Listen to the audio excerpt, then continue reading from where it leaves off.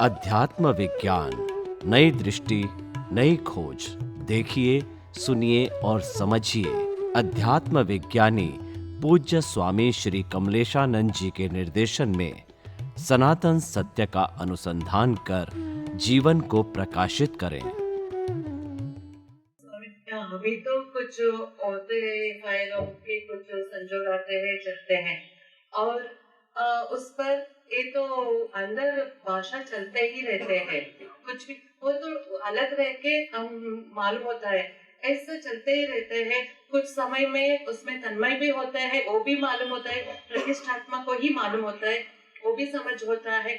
और ऐसे कब तक चलते ही रहते हैं। क्या चलते रहेगी? ये भाषा अंदर चलती रहेगी, लास्ट ब्रेथ तक चलती रहेगी। अपने को क्या है, ये तो मशीन है, मशीन समझते हैं। आप टेंशन मत लो, मैंने सुबह कहा था ना, ब्रीथ कितना है वो काउंट नहीं कर रहा है, वो चलता रहेगा। ऐसे संजोग भी आते रहेंगे और जाते रहेंगे, हमको काउंट नहीं करना है। क्या बताया? काउंट नहीं करना। काउंटिंग करोगे तो फिर लोड हो जाएगा। लोग ऐसा भी है कि बिना पैसे वाले भी जीते हैं और पैसे वाले पैसे से मरते हैं। तो कोई बड़ी बात नहीं है, कोई पैसे से जीना ही है, बिना पैसा मर ही जाते, जरूर नहीं है।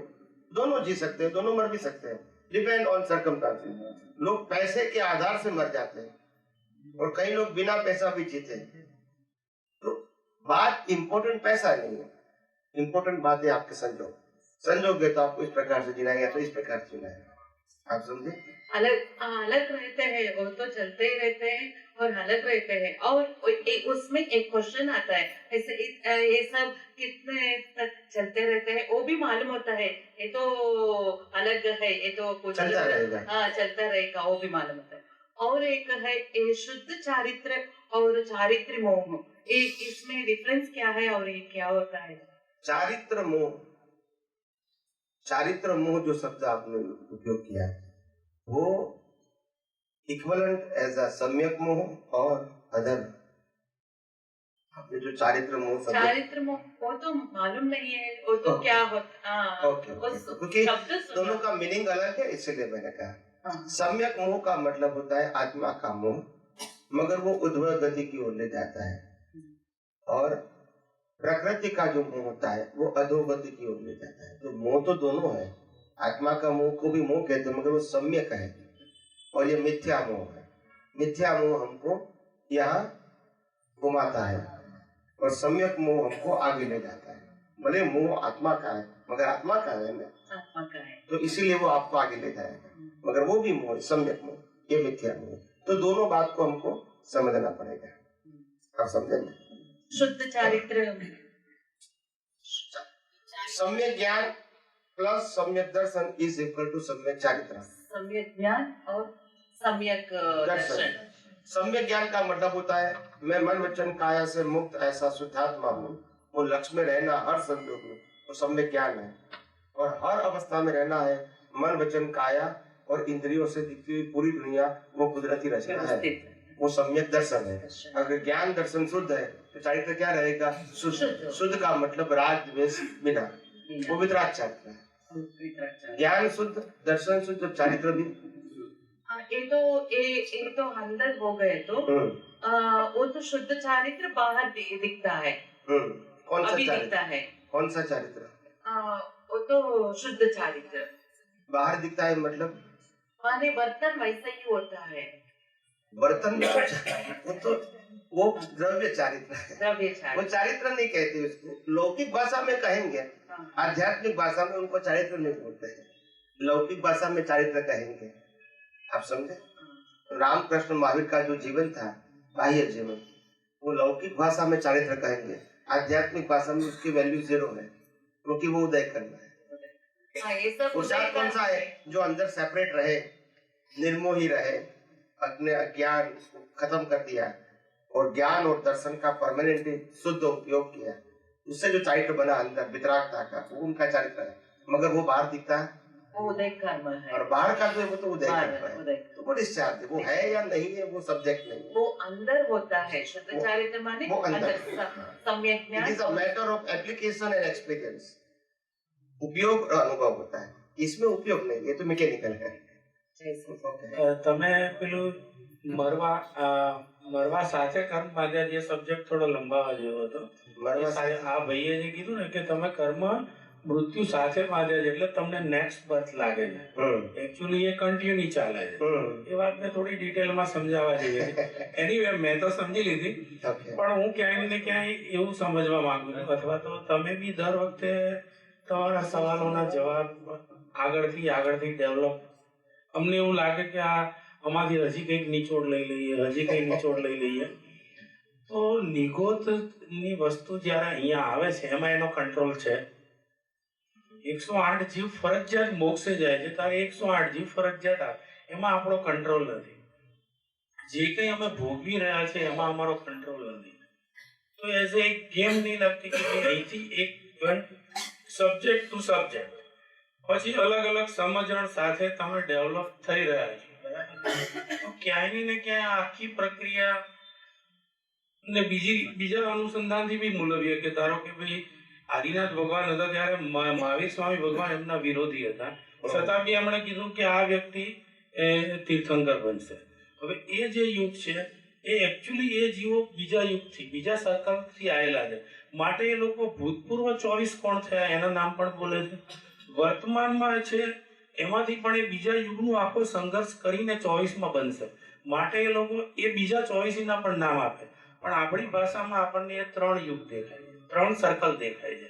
તો ક્યાંય ને ક્યાંય આ કમ્પ્લીટલી પ્રક્રિયા ઓટોમેટિક છે એવું હું માનું છું કે આપણે એક સંઘર્ષ કરીએ છીએ. તમારી વાત બિલકુલ સાચી કે છેલ્લા જન્મ સુધી તમને પત્ની મળશે, પણ વે ટુ મોક્ષ એક પકડી રાખો કે ભાઈ મારે હવે મોક્ષે જવું છે. સમય સંજોગો પતિ પત્ની જે કઈ હિસાબના આવે જાય, પણ તો ધારો કે એક વખત તમે એવું બી કીધું કે તમે દૂરમાં દૂર 7 જન્મ સુધી જોઈ શકો, 7 ભવ સુધી ડેવલપમેન્ટ વ્યક્તિ તમારા હાથથી 7 ભવ અગેન્સ્ટ અને 7 ભવ દૂર જોઈ શકે, એવું ક્યાં કર્યું છે? કર્મો બાંધી શકે તો જોઈ શકે. एक्चुअली के भाई श्रीमद राजचंद्र 900 भाव देखे थे, तो हाँ। मना थोड़ी करते हैं, हाँ बांधी सके मैक्सिमम 7+1 હા. તો એ બધી વસ્તુનો પ્રૂફ ને આવરણ જોતા એવું લાગે છે કે ભાઈ ક્યાંય ને ક્યાંય આ વસ્તુ એક બની રહી છે, તમે એના પાત્ર છો, વે ટુ ચાલ્યા કરો એમ. आपकी बात को अगर मैं कंक्लूजन निकालूं, सिर्फ शॉर्ट में उत्तर दे दूं समय की मर्यादा के आगे, तो इतना बोल सकता हूं कि आपको आप जितनी बार फेल होंगे इतनी बार एग्जाम देनी पड़ेगी, वो बात पर और पास हो गए सभी एग्जाम में से तो मोक्ष में चले जाओगे. जितनी बार फेल होंगे, लाख अवतार फेल होंगे तो लाख आप रिजल्ट एग्जाम देनी पड़ेगी, और पास हो गए एक ही ट्रायल में तो आगे भी बढ़ सकते हो. ऐसे जितने भी कुदरत के एग्जाम है सब आपको पास करनी पड़ेगी. इसमें कितना बर्थ होता है वो काउंट करने की जरूरत, वो काउंटिंग है ही नहीं बस. तो ये बर्थ का काउंटिंग वो रिलेटिव सत्य है. कुदरत कहते हैं आप पास हो जाओ, मोक्ष में जा सकते हैं. इसको I am not controller of the world. कुदरत कहती है मैं हम कंट्रोलर नहीं है आपके, क्योंकि आप तुम्हारा को बांधते हैं तभी तो रिजल्ट देते हैं. नहीं बांधो मतलब पास हो गए, फेल होंगे तो हमको रिजल्ट देना ही पड़ेगा. તમારે મોક્ષે જવા માટે હંમેશા સંઘર્ષ કરવો પડે છે. वो करेक्ट જન્મ ઉપર જન્મ પણ લેવો પડે છે, હા. કેમ કે તમારી સમજણથી તમે હંમેશા એકબીજાને મારીને અથવા એકબીજા જોડે સંઘર્ષ કરીને આગળ રહી જાવ છો. ધારો કે એક ગર્ભની અંદર એક બીજને જવું હોય તો એ કેટલા બધાને બીજને મારતો છેક ત્યાં સુધી પહોંચે છે. મતલબ કે તમારે છેક ત્યાં સુધી સંઘર્ષ, તમારી સમજણને ડેવલપ કરવાનો સંઘર્ષ છે, બટ નેચરલ है. बराबर है. तो इसीलिए मैंने कहा ना, जीवन एक संघर्ष है, मगर संघर्ष को आप दुख मत समझो.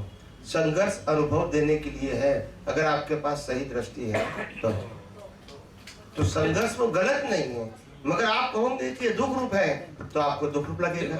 मेरा कहने का मतलब सिर्फ इतना ही कि संघर्ष है, टाइम मत देखो, वेट एंड वॉच. जाना है आज नहीं कल नहीं परसों, आएगा. सबको जाना है. बराबर है. आखी सृष्टि ने, समग्र सृष्टि ने जो આપણે સમજવા પ્રયત્ન કરીએ તો કુદરત એક જ કહે છે ગતિ. આપણે એને માનીએ છીએ પ્રગતિ. કુદરત કહે છે આ દુનિયા એક ગતિ છે. શું છે? મોશન, આપણે એમાં ભાગ પાડ્યા, પ્રગતિ અને અધોગતિ. કુદરતમાં બે ભાગ, ગતિ જ છે. શું છે? ગતિ એટલે વહેવું. અને માણસે પોતે પોતાની બુદ્ધિથી ના ગમતા સંજોગો અને અધોગતિ કીધું, અને ગમતા સંજોગોને પ્રગતિ કીધું. કુદરતના કાનૂનમાં પ્રગતિ અને અધોગતિ બે શબ્દ જ નથી, માત્ર ગતિ શબ્દ છે. શું છે? ગતિ. આ બે શબ્દો ખાલી વ્યૂ પોઈન્ટ છે. શું છે? View point. કુદરતનો કાનૂન બહુ સ્પષ્ટ છે. એ કહે છે કે આ જગતની અંદર જે કંઈ પણ મૂવમેન્ટ ચાલી રહી છે, તમામ પ્રકારની, મનુષ્યના જીવોની વાત કરીએ તો આ મન વચન કાયાની જે ક્રિયા છે તે આ દુનિયામાં ચાલતી બધી મૂવમેન્ટ છે, મોશન રૂપે દિવસ રાત ચાલ્યા કરે છે. ઠંડી ગરમી વરસાદ ચાલ્યા કરે છે, ભરતી ઓર ચાલ્યા કરે છે, કોઝ અને ઇફેક્ટ ચાલ્યા કરે છે. આ બધી બટ નેચરલ ગતિ છે. એ ગતિને મનુષ્ય પ્રગતિ અને અધોગતિમાં ડિવાઈડ કરે છે. એ એની બુદ્ધિ છે. હવે કુદરત એમ કહે છે કે ભાઈ તું બુદ્ધિ નહીં વાપરે તો બધું સમાપ્ત થઈ જશે. કારણ કે સર્જન તે કર્યું એટલા માટે, કારણ કે જે બુદ્ધિ હતી એ બુદ્ધિ માટે ડિવિઝનો પાડ્યા. શું પાડ્યા? ને માટે રિલેટિવ સત્ય મજબૂત કર્યું. શું કર્યું? રિલેટિવ સત્ય. ખરેખર સનાતન સત્ય છે. શું છે? પણ તે રિલેટિવ સત્ય મજબૂત કર્યું.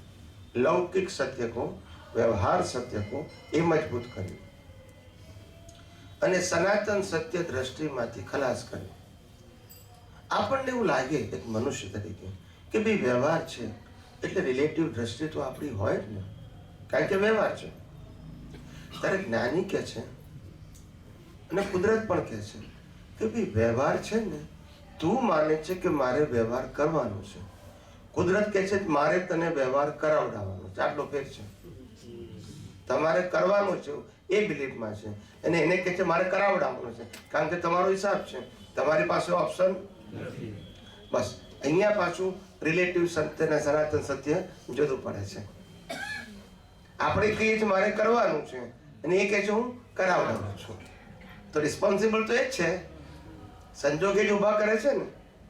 પણ આપણી બિલીફમાં મારે કરવાનું છે. આ જુઓ તમે, દરેક જે કુદરતી ચાલે છે. એટલે આ વિજ્ઞાન શું કરે છે? વિજ્ઞાન તમને ધર્મ નથી શીખવાડતું, વિજ્ઞાન તમને સંસ્કૃતિ નથી શીખવાડતી, જીવન કેમ જીવવું એ નથી શીખવાડતું. વિજ્ઞાન એવું કહે છે કે આ જગતનું સનાતન સત્ય જાણશો તો જે રિલેટિવ સત્ય છે એની બિલીફ ખલાસ થઈ જશે. રિલેટિવ વ્યવહાર રહેશે પણ બિલીફ જીવતી ખલાસ થઈ જશે. અને જીવતી બિલીફ રિલેટિવ ખલાસ થઈ ગઈ એટલે પઝલ ખલાસ થઈ ગયા. ગુડ અને બેડ ખલાસ થઈ ગયું. કંઈ એચીવ કરવાનું કે ગુમાવવાનું એ ખલાસ થઈ ગયું. પ્રોફિટ એન્ડ લોસનું વિઝન ખલાસ થઈ ગયું. મારું અને તારું વિઝન ખલાસ થઈ ગયું. સમજાય છે? ધીમે ધીમે દેહાદ્યાસ ખલાસ થઈ જશે. કારણ કે દેહ હું છું જ નહીં, એ તો કર્મ ભોગવાનું સાધન છે. અને દેહ સાથે આપેલા સંજોગો, સત્તા, સંપત્તિ, સંબંધો અને સાધનો એ પણ શું છે? કર્મ ભોગવવાના સાધન. કશું જ તમારું છે નહીં. નથી શરીર, નથી સંજોગો, નથી સંબંધો, નથી સંપત્તિ. ખાલી માનીને બેઠેલા છે એનો બોજો છે. એટલે આ સનાતન સત્ય જાણવું, લો ઓફ નેચર જાણવું, એટલે રિલેટિવ સત્યને એક્ટિવ મોડમાંથી ખલાસ કરી નાખવું. રિલેટિવ સત્ય જે છે, રિલેટિવ સત્યનું જે એક્ટિવ મોડ છે એને ખલાસ કરી નાખવું સનાતન સત્યથી. અને ઉદય ક્રમમાં જે મન, બુદ્ધિ, ચિત્ત, અહંકાર છે એ તો ડિસ્ચાર્જ ફોર્મમાં રહેવાના જ છે, કે જે વ્યવહારની સાથે સંકળાયેલા છે. એમાં કશું ફેરફાર થવાનો.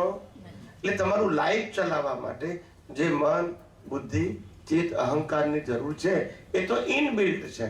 શું છે? એટલે એના માટે તમારે વિચારવાની જરૂર નથી. સમજાય છે? હું સાયન્સ કહું છું એનું કારણ આ છે, તમારા વિઝન, તમારું જે લાઈવ ઈગો છે એની અંદર આ વિઝન સેટ કરવાનું છે. યુનિવર્સલ ટ્રુથ સાયન્સનું જેટલું સેટ થશે એટલા તમે સહજ થઈ જવાનો છે. પણ બહારના સંજોગોમાં ફેરફાર થવાનો નથી. સારા પણ નહીં બદલાય અને ખરાબ પણ નહીં બદલાય. સમજાય છે? પણ જે બોજો હતો રિલેટિવ સત્યના આધારે, રિલેટિવ સત્ય એટલે બિલીફ ને એનો જ બોજો છે. કારણ કે રિલેટિવ સત્યની બિલીફ ટેમ્પરરી હોય. કેવી હોય? એટલે જ બોજો કરે છે. માણસ પોતાના જીવનની અંદર 90% માત્ર માનસિક વિચારોથી ભોગવટો ભોગવે છે. કેટલા પર્સન્ટેજ? ખાલી 10% જ એકચ્યુઅલ ભોગવટો ભોગવે છે, જેને આપણે હિસાબ કહીએ છીએ. 90% તો વિચારીને ભોગવે છે. ક્યાં તો ભૂતકાળનું વર્તમાનમાં વિચારીને ભોગવે છે, ક્યાં તો ભવિષ્યના ડરથી વર્તમાનમાં ભોગવે છે. પણ વર્તમાનના એકચ્યુઅલ સંજોગનો ભોગવટો 10% છે અને સાયકોલોજી 90% છે. અને આ વિજ્ઞાન જ એવું છે કે 90% કાઢી શકે, 10% ના બદલી શકે. સમજાય છે? માનસિક દુઃખો જે સાયકોલોજી છે, રોંગ બિલીફના, એ ઉડી શકે, પણ જે ફિઝિકલ ભોગવટો છે, વાણીના સંજોગો, એમાં ફેરફાર થાય એ તો રામકૃષ્ણ મહાવીરને પણ ભોગવવા પડે. એટલે આ સાયન્સ આ રીતે કામ કરે છે. આ સાયન્સ કોઈ ચમત્કાર નથી, કોઈ ડ્રીમ નથી, કોઈ બ્લેસિંગ નથી, કોઈ કૃપા નથી, આશીર્વાદ નથી. સાયન્સ એટલે આ જગતને જેમ છે તેમ જાણવું, સમજવું, ઉપયોગ કરવો દ્રષ્ટિથી અને અનુભવ કરવો. કોઈ ચમત્કાર નથી એમાં. પણ જેટલું રિલેટિવ સત્ય આપણું પાકું એટલા આપણે વીક, એટલા આપણે હેન્ડીકેપ. જેટલું સનાતન સત્ય પાકું એટલા આપણે મુક્ત. આ સીધો સાદો પ્રિન્સિપલ છે, સીધો સાદો. અને હિન્દુસ્તાનની અંદર અને પૂરા વિશ્વની અંદર આવું એક મૌલિક સાયન્સ જે ખુલ્લું થયું કે જે બિયોન્ડ ફોર્મેટ છે. હું જે વારંવાર સાયન્સ ઉપર ભાર મૂકું છું ને, સ્વાભાવિક જ છે શરૂઆતમાં તો બધાને થોડું ડિફિકલ્ટ લાગે, કારણ કે આ રીતનું પ્રોજેક્શન કેટલા અવતારોથી તમે સાંભળ્યું જ નથી. આ વિઝનથી તમે આ સાયન્સ નથી સાંભળ્યું, નથી વાંચ્યું, નથી સમજ્યા, નથી અનુભવ કર્યો. એટલે સ્વાભાવિક જ છે બિગિનિંગમાં તો ડિફિકલ્ટ લાગવાનું. શું કીધું? બધાને લાગવાનું. આ એપ્રોચ જ નવો છે. સાયન્સ નવું નથી, પ્રેઝન્ટેશન નવું છે. સાયન્સ તો નવું ક્યાંથી હોય? એ તો સનાતન છે. પ્રેઝન્ટેશન નવું છે. ને આપણે બધા છેલ્લા કેટલાય અવતારોથી જે ધર્મ પાળતા હતા એ ધર્મની અંદર ફોર્મેટથી ટેવાયેલા હતા. ફોર્મેટ એટલે જ ફોર્મેટ પ્રમાણે ફોલો કરવું, બિલીવ કરવું, અને એને ફોલો થાય એનો આપણે આનંદ લેવો. શું લેવો? કે મારાથી થઈ ગયો. એટલે ધીમે ધીમે સમજવાનું કે હું તમને સાયન્ટિસ્ટ બનાવવા માંગુ છું, એટલે તમારું વિઝન જે છે એને સાયન્ટિફિક કરવા માંગુ છું. ઉદય સાયન્ટિફિક ના થાય, એ તો મિકેનિકલ જ હોય. વિઝન, જગતને જોવાની દ્રષ્ટિ, ત્યાં સાયન્સ સેટ કરવાનું છે. આ મન વચન કાયામાં તો મિકેનિકલ છે, એમાં કશું સેટ કરવાનું નથી અને કરી શકીએ એમ પણ નથી. એ તો ઓટોમોર્ફિક્સ છે.